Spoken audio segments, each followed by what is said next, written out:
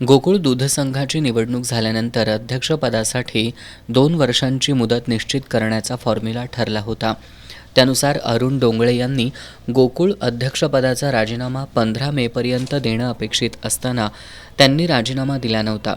त्यामुळं गोकुळचं राजकारण चांगलंच ढवळून निघालं होतं.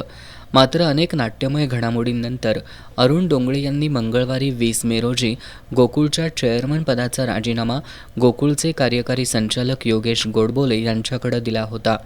यानंतर आज गुरुवारी संचालक मंडळाच्या बैठकीत हा राजीनामा मंजूर करण्यात आला. हा राजीनामा पुणे विभागीय दुग्ध निबंधकांकडे पाठवण्यात येणार आहे. त्यानंतर सहकार निवडणूक प्राधिकरणाकडून 7 दिवसात नवीन अध्यक्ष निवडीची तारीख मिळणार आहे. गोकुळच्या अध्यक्षपदासाठी शशिकांत पाटील सुयेकर यांचं नाव निश्चित मानलं जात आहे. गोकुळचे संस्थापक आनंदराव पाटील सुयेकर यांचे चिरंजीव म्हणून शशिकांत पाटील सुयेकर यांची ओळख आहे. महायुती आणि महाविकास आघाडीच्या नेत्यांमधूनही त्यांच्या नावाला पसंती मिळाली आहे.